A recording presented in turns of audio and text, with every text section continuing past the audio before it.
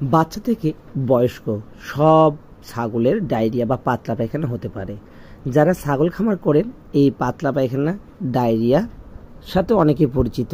ছাগল পালন করতে হলে এই ধরনের রোগ লেগেই থাকবে। তবে তুলনামূলকভাবে বাচ্চাদের পাতলা পায়খানা সবচেয়ে বেশি হয়। ছাগলের ডায়রিয়া বা পাতলা পায়খানা অন্য নামেও পরিচিত। তার মধ্যে একটি হলো অন্ত্রপ্রদাহ এবং অন্যটি হলো এন্টারাইটিস। আমরা প্রত্যেকটা ভিডিও পার্ট অনুযায়ী দেখব, তাহলে ভিডিও ছোট হবে, দেখতে ভালো লাগবে, শুনতে ভালো লাগবে। পার্ট 1-এ ছাগলের পাতলা পায়খানার লক্ষণ বা কারণ ভাবে কথা বলবো। ছাগলের পাতলা পায়খানা কেন হয় পার্ট 2-এ দেখব। পার্ট 3-এ ছাগলের পাতলা পায়খানা রোগের লক্ষণ। পার্ট 4-এ কোন বয়সে ছাগলের পাতলা পায়খানা হয় 4-5 পার্টে দেখব। ছাগলের পাতলা পায়খানা রোগের প্রতিরোধ। 6 ছাগলের ডায়রিয়া হলে করণীয়। 7 নাম্বার পার্টে দেখব ছাগলের পাতলা পায়খানা ঘরোয়া চিকিৎসা। 8 নাম্বার পার্টে দেখব ছাগলের পাতলা পায়খানার ওষুধ কি কি দিতে পারেন। আজকে 1 নাম্বার পার্ট ছাগলের পাতলা পায়খানা রোগের কারণ। ছাগলের পাতলা পায়খানা রোগের কারণ অনেক কারণ হতে পারে।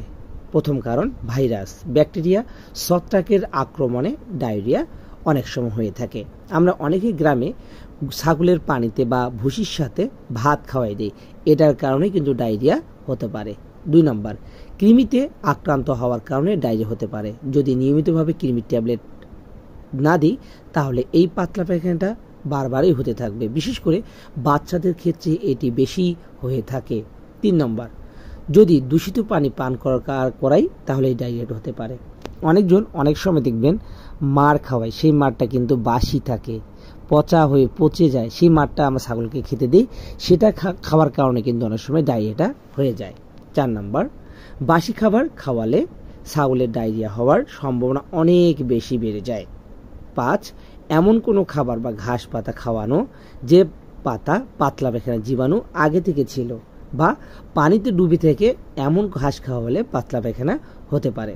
ভিউয়ার্স, যদি এই ধরনের ভিডিওগুলো দেখতে পছন্দ করেন, আজকে আমি এই ভিডিওর মাধ্যমে যতগুলো পার্ট তুলে ধরবো, প্রত্যেকটা ভিডিও দেখলে হয়তো বা ছাগলের যে পাতলা পায়খানা কারণ, লক্ষণ, প্রতিকার কিভাবে করবেন সব কিছু জানতে পারবেন। যদি ভিডিওটি ভালো থেকে পাশেই থাকবেন, পাশে থাকা বেল আইকনটা অন করে দিয়ে কমেন্ট করে জানিয়ে দিবেন।